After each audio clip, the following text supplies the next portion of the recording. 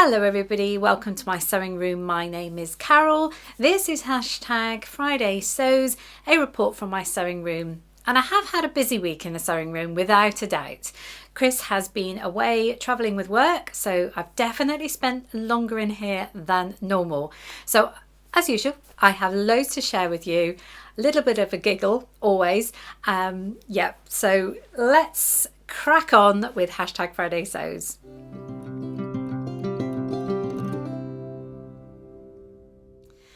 So, you know, when you've got all these plans in your head that you want to achieve, I did achieve quite a few this week, but part of me still feels guilty for spending too long in this room when there's a whole house full of jobs that needs doing, especially with Christmas coming. You know, you've got all these things that you want to do, but I have done a few jobs.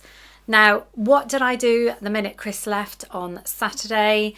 I'm going to put this couple of bits of film in now because I knew I had a very dull job to do that I promised to do. So I thought, do that first and then you can enjoy the rest of the week. So whilst these may be quite dull, these videos, I'm sure one of you will find them interesting without a doubt and know how I was feeling when I was doing the job. Saturday morning, Chris has just left. So I am battling my first job, which is to take up my daughter's full length lined curtains for her lounge, which I promised to do for a long time. So before I can get any sewing for myself done this week, I am chopping loads of length off and doing these curtains. Man, I hate doing curtain alteration. Why is it when I want to do a blind hem, I have no recollection of how to do it whatsoever? I don't know the foot. I have to get the manual out. And then I normally refer back to a video I did a couple of years ago about altering a pair of my father's trousers because I cannot remember. It's one of those things I've done about 5 times and I can't remember how to do it. I've now resorted to grovelling on the floor. Just the curtains all done, I just need to do the lining. Now, this is in addition to me eyeballing everything because no one is ever going to see this lining. I just want to chop a bit off the bottom. I kind of worked out how much. I never mark it. I start chopping a little bit, then I fold it up, and I'm trying to do this while holding the phone, and then I copy along that line, and then I move the strip up again. I use this lots actually. Now I know this is probably make you cry, and then I just keep following that same line. And you'll find the strip gets longer and longer, so it's easier and easier to follow. I am so pleased with how these curtains came out with the blind hem, because can you just barely see that? And turned over hem at the back, that looks all really nice. And the tiniest of stitches. I'm really, really pleased with that.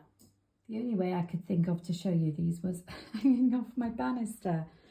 But from being creased, I'm really, really pleased with how these came out. So, thank goodness, that job is done. And it didn't look too bad. Yeah, curtains.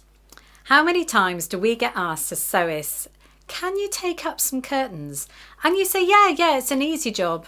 And then you kind of get them lumbered to do. Now, I have to say, it took me all of Saturday. I actually worked out, it took me 5 hours to do those curtains.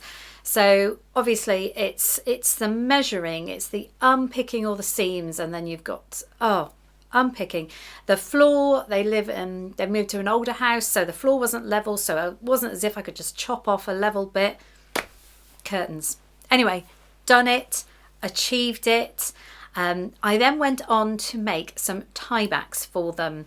Now, the curtains came in a bag, a canvas bag, out of the curtain fabric, which to me seems a waste of fabric, but so bag with handles. Now with those I decided to make a pair of curtain tiebacks, and I have to say I was quite pleased with those. So I used the whole length of the bag, and I couldn't get them to the curve shape. It just had to be the rectangles, but that's fine.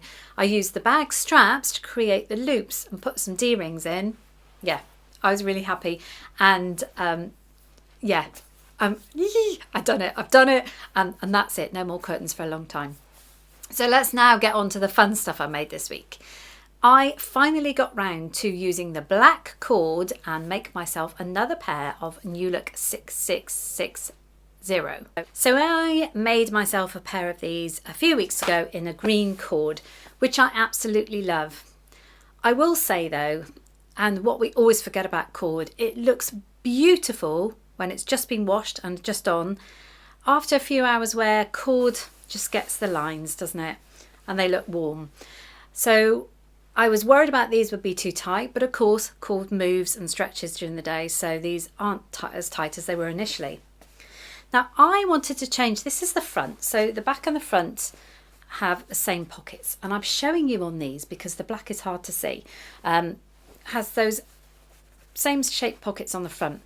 I thought I would switch up for the black pair, and I put in some pockets from Simplicity 9923. So a bit more like the pork chop pockets, as we call it.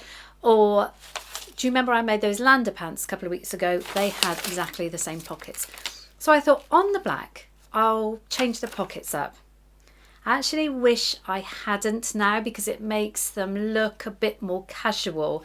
Whereas I think black cord should have been more dressy. So I regret it a little bit, but to be honest, I don't often go out anyway. So yeah, I did change the pocket up.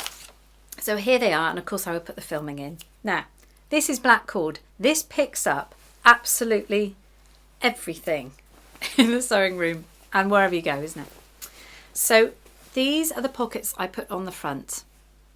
I do like them, but I kind of wish I'd made them as it was on the packet, because I think they could have been a bit more formal.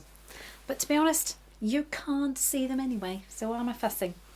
So this pattern does come to put, yeah, it is 2 pockets on the back. So 2 pockets on the back, as you can see. This doesn't have a waistband, this pattern. It is high-waisted. All you have is on the button fly, you have a buttonhole, and that kind of secures it. I do really like this. I fight between this and the Lander pants actually, but I'm glad I made these from the back cord, because the Lander pants is a lot of fabric, and obviously cord can be heavier. I made them slightly longer than the green ones because they shrink. So I've made them, but I am really pleased, and I've wanted to make a black pair of smart trousers for a long time. As I said, I was a bit worried about that pattern, but there we go. No one's going to notice the shape of a pocket, are they? Apart from sewists, and obviously now you know that I'm not happy with them. Now, talking about the Lander pants, I've made, in fact, I'm wearing them now, in a blue, lightweight blue denim. Now, I'm not very good on buying denim online, and I want to make a black pair of these, but what I didn't want to do is barge into buying a certain weight of denim. So actually, for once, and this is very rare for me because I'm so impatient, I ordered some samples of some denim off the Minerva website. Now, brilliantly, they came, and although they didn't have, when you order fabric from Minerva, you get very little detail on the cards, so you kind of have to do a bit of research. I wish they did a bit more, but anyway, I've ordered some different weights, and now I've labelled them and worked out what they are, so I know for future what the weights of denim are, because I honestly don't know. I'm sorry, I've been sewing a long time and I don't know the weights of denim. So what I've decided, which one was it? So obviously that one's too thin, and then I've got the 300 GSM, and I put the ounces on. 9 ounces is going to be too thick for what I want.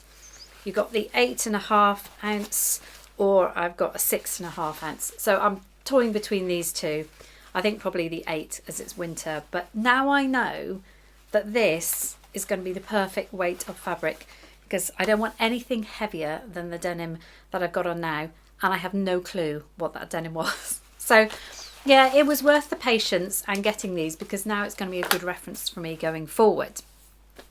So what else have I been up to? Okay, a while ago I made the most glamorous outfit of the year, which was my shower cap. So I went on to make 2 more this week for gifts for Christmas. Now, I did have fun making these, I have to say. So all I did was, I've got my old shower cap. Gosh, I'm going to have to look up the dimensions of that again in case you wanted to know, because it's just a circle. I cut 2 circles, had to do them different ways. The first one I've done is for somebody. I'm not going to give that away, actually. Lily gave it away. Nice shower cap. The lining, so they're lined. So this isn't a waterproof fabric, but it is kind of a waterproof fabric inside. That was an old shower curtain. Very apt. I decided to make this one prettier and put a little bit of broderie anglaise lace, which I had. I'm really pleased with how this looks. It will suit the person. But I had to really get my head around how I insert the lace and insert the elastic. So what I did on this one is, before I sewed it all together, I made a tiny little buttonhole in that so I could feed the elastic through after. So I just had to get my head around that. But I am really, really pleased with that one.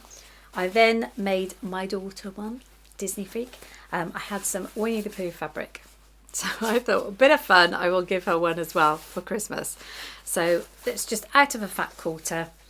This one, obviously, I didn't put the lace on, but you know when you get these ideas and you're halfway through sewing it and you think, why did I think of this? But it's too late to stop.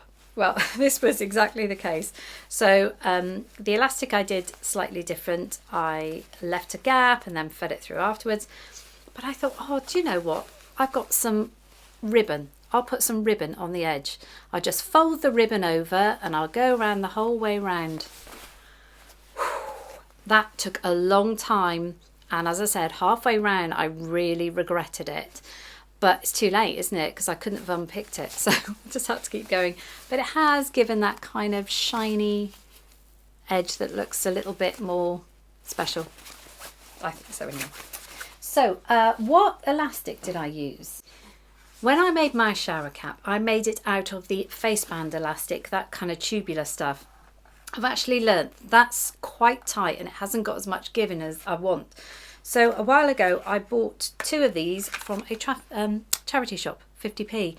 So this 3mm elastic was beautiful for it.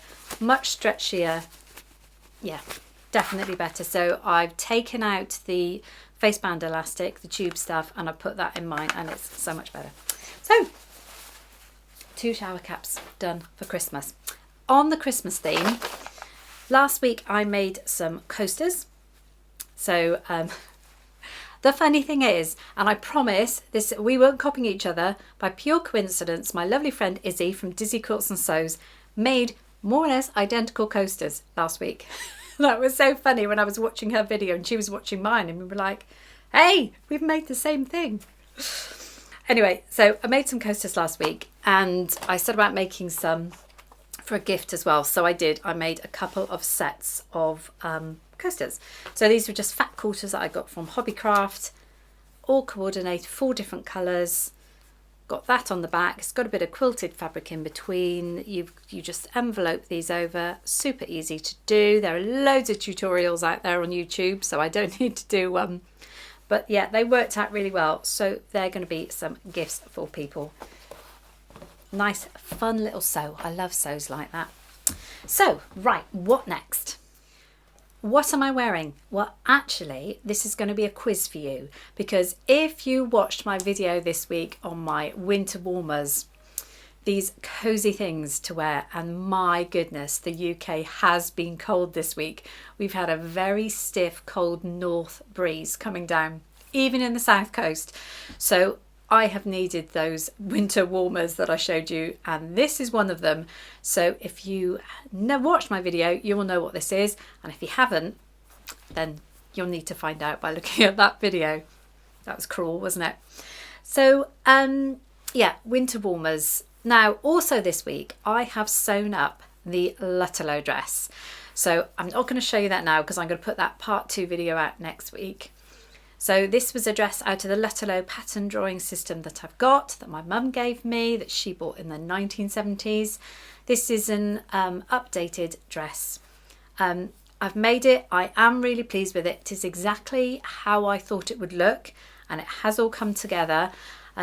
So yeah, I'm going to put that video out next week. Even if you're not interested in the pattern drawing system, I'm sure you want to see, as a sewer, this fabric turned into a dress.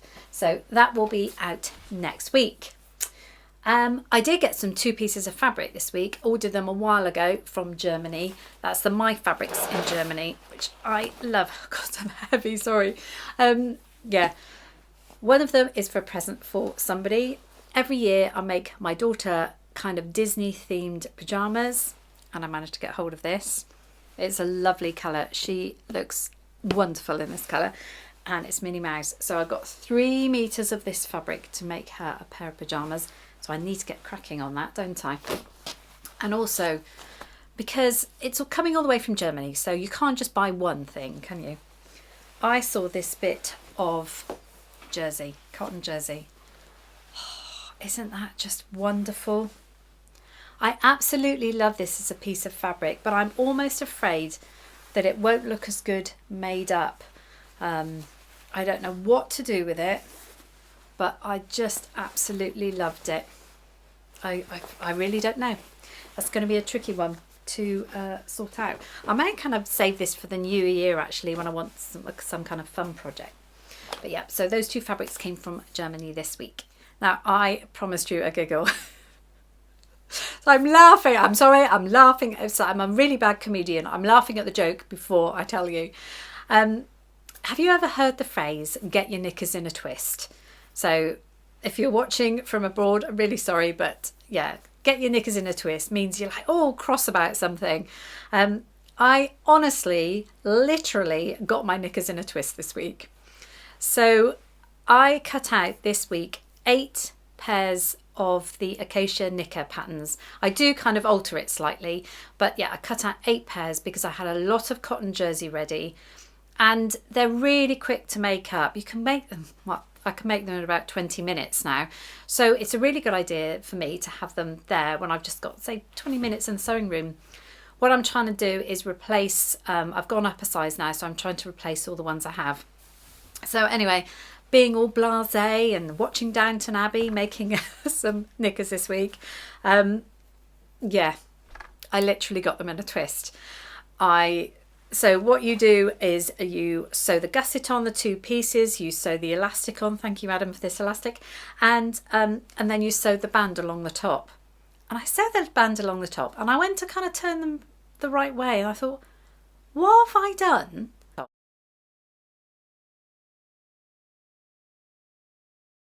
And I just kept turning them and twisting them and twisting them. I thought, oh my goodness, I have twisted. When I sewed the side seams together, I twisted it without realising it. Too busy watching Downton Abbey.